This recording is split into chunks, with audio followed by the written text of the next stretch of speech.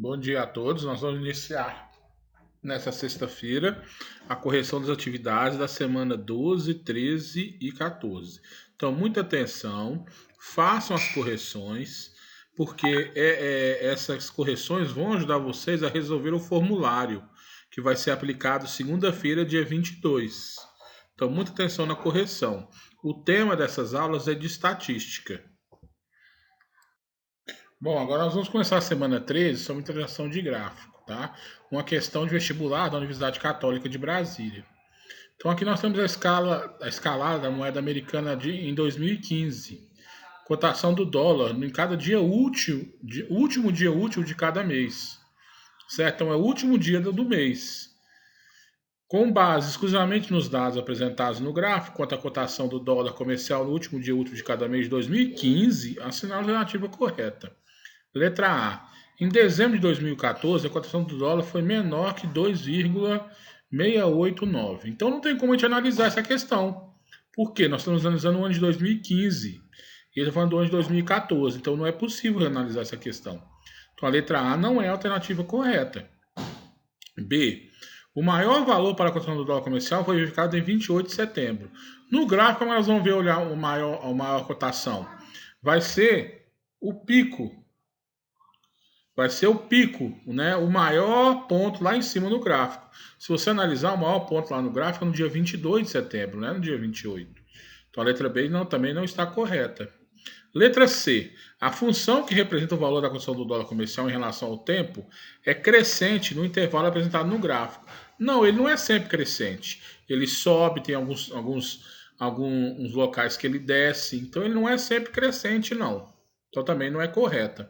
A diferença entre os valores de cotação do dólar comercial de maio e de março foi menor do que 1 centavo de real. Essa alternativa, como é que você vai pegar? Você vai pegar o valor, como ele falou em diferença, você pega o valor de maio, que foi 3,192, menos o valor de março, que foi. Desculpa, você pega o valor de março, que é 392, menos o valor de maio, que é 387. Se você subtrair os dois, você vai ver que a diferença entre os dois é de 5 centavos. E ele falou que era menor do que 1 centavo. Então essa também não é a correta, certo? E a letra E. Em 15 de agosto, o valor da moeda foi menor que 3,629. Se você olhar aqui, em agosto deu 3,629. Só que esse de agosto é o último dia útil. Quer dizer que ele foi antes do dia 15. Se você olhar de julho até agosto, está subindo a reta. Quer dizer que os valores até antes do dia 30 são menores. Então, correta é a letra E. Certo? Questão 2. A prefeitura de uma cidade no interior do Brasil publicou para a sua população, em janeiro, a previsão de suas despesas para 2019, com base em seu orçamento anual, através do gráfico de barras a seguir. Então nós temos aqui as despesas em porcentagem, certo? Para cada área, ok? Sobre as despesas dessa prefeitura é correto afirmar. Então, primeiro, letra A. As despesas em obras equivalem a 20% do valor gasto com saúde. Então vamos lá na saúde. Saúde é mais de 30%, tá vendo? Tá entre 30 e 35, mais ou menos 32%. Então ele falou que equivalia a 20, então não é correta. Letra B. Saúde e educação somadas equivalem a metade da despesa da prefeitura. Então, vamos lá. Saúde deu mais ou menos 32%. Educação está entre 25 e 30. Deve ser mais ou menos 27. Então, 32 com 27 dá 59%. Então, ele falou que era metade. Não é metade, é mais da metade. Né? Letra C. O transporte e trânsito e segurança têm aproximadamente o mesmo valor entre as despesas dessa prefeitura. Então vamos lá. Se você olhar aqui, ó, o transporte, o trânsito e segurança estão mais ou menos um pouquinho abaixo dos 5. Eles dois é que estão dentro da margem. Então, qual é a alternativa correta nesse caso? Nesse caso, a alternativa correta vai ser qual? A letra C, certo? Bom, questão 3. Na escola de Natália, a aula em 3 períodos, manhã, tarde e noite. Com base nos dados que aparecem no gráfico a seguir, determine quantos alunos frequentam o período da tarde. Então, primeiro nós vamos olhar o seguinte. Esse gráfico, no período da noite, tem a quantidade de alunos que é 300, certo? E no período da tarde tem a porcentagem, que é 35% e 40%. Com isso aqui, nós vamos achar qual é a porcentagem de alunos da noite. Como nós vamos fazer isso? É só pegar o período da tarde e somar com o período da manhã. Então fica assim. Juntos, tarde e manhã, somam 75%, porque é 40 da tarde mais 35 da manhã. Então, se tarde e manhã deu 75%, sobrou quanto de 100% para a noite? 25%. Ou seja, 25% dos alunos estudam à noite. Aí você pode perguntar, professor, para que eu preciso saber disso? Com isso aqui, nós vamos calcular qual é o total de alunos na escola, ou seja, os 100%. Como nós vamos fazer isso? Vamos montar uma regra de 3. Então fica da seguinte forma.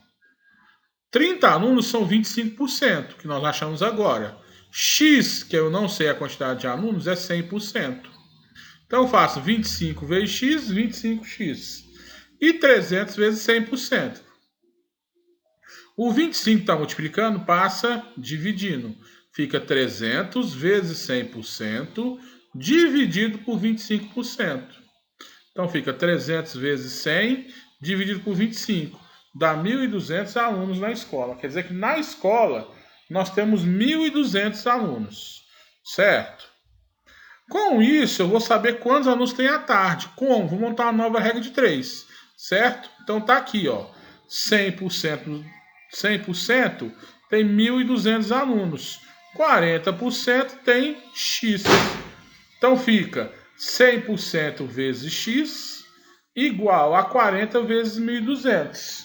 Ou seja, X é igual a 40% vezes 1.200 dividido por 100%, que dá 400 alunos estudando à tarde. Ou seja, a resposta correta é a letra D. 480 alunos estudam à tarde, certo? Questão 4. O gráfico abaixo apresenta a porcentagem de notas obtidas por uma sala de 50 alunos em um teste de conhecimentos gerais. Então nós temos o gráfico aí, ó. A porcentagem de alunos tirou 1, 2, 3, 4 e 5 em diante. Sabendo que as notas variam de 1 a 5 e que para aprovação foi necessário que o aluno obtivesse notas maiores ou iguais a 3, a quantidade de alunos aprovados foi. Então nós vamos analisar, os alunos tiraram de nota 3, 4 e 5, uma vez tem notas de maiores de 3 em diante. Se você analisar, a primeira coisa que nós vamos fazer é somar essas porcentagens. 15, 14 e 7%. Então, a porcentagem de alunos notas iguais ou maiores a 3 foi de quanto? 36%, que é a soma desses 3. Com esses 3, a gente monta uma regra de 3, aonde 100% dos alunos, 100% são 50 alunos, 36% X.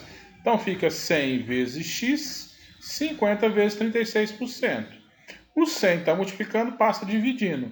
Fica 50 vezes 36%, dividido por 100%. Dá um total de 18 alunos.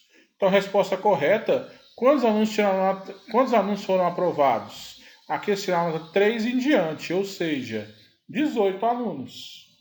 Certo? Questão 5. 2.000 pessoas foram entrevistadas sobre preferência esportiva e teve os seguintes resultados. Então nós temos aí, ó, os resultados no gráfico de setor. 40% gosta de futebol, 30% gosta de vôlei, 15% gosta de basquete, 10% gosta de natação e 5% outro tipo de modalidade. Certo? Determina o número de pessoas que preferem praticar basquete e futebol. Então, primeiro, como a gente quer saber o basquete e o futebol, Então, primeiro nós temos que fazer o quê? Pegar a porcentagem do basquete e futebol e somar. Então, nós temos 40% de futebol e 15% de basquete. Ou seja, a porcentagem de pessoas que preferem praticar futebol e basquete é de quanto? 55%. Certo? Agora dá para a gente montar uma regra de três para a gente saber quantas pessoas estão envolvidas dentro desses 55%.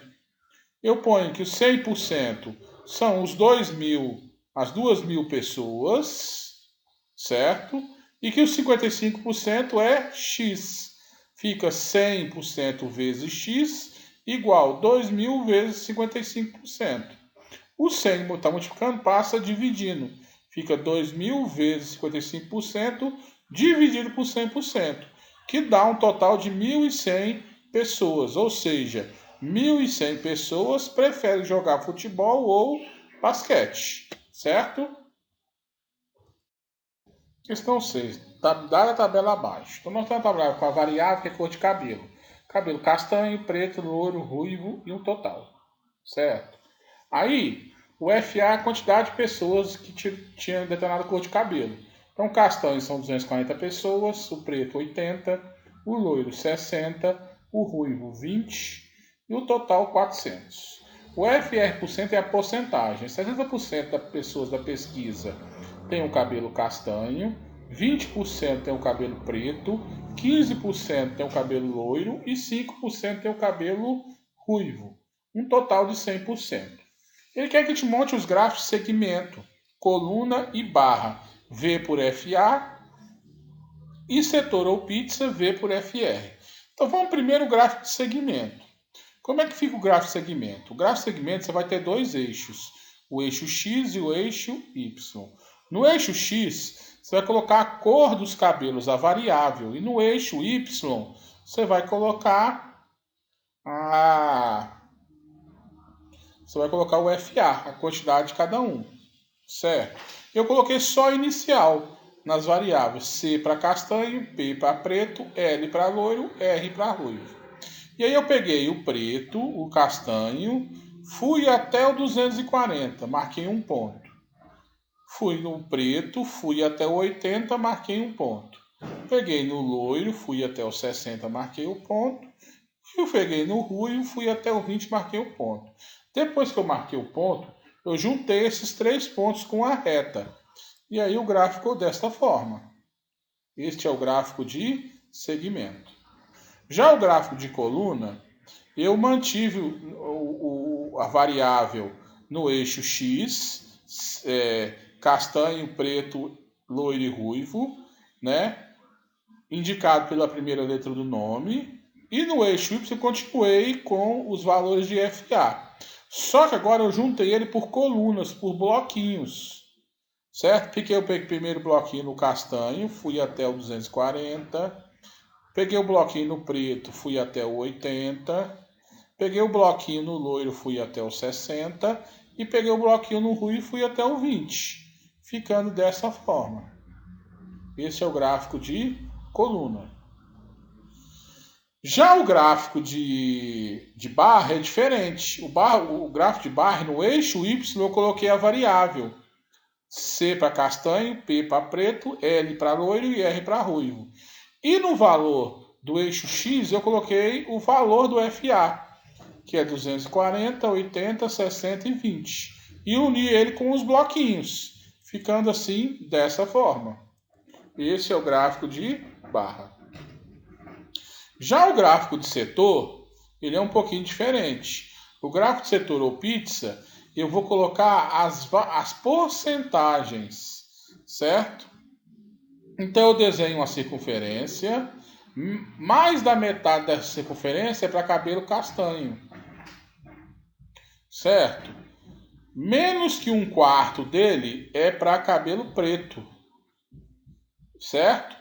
E menos que um quarto dele também é para cabelo loiro e cabelo ruivo.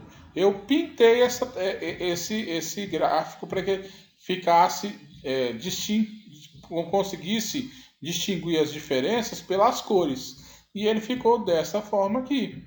Então, se vocês verem, o azul é o castanho, ficou com mais da metade. o preto é o segundo maior, ele ficou com menos de 1/4, mas ele ficou com um pedaço maior do que o loiro, que por sua vez ficou um pedaço maior do que o ruivo. Então, sempre quando for fazer um gráfico de setor, você tem que guardar as proporções, certo?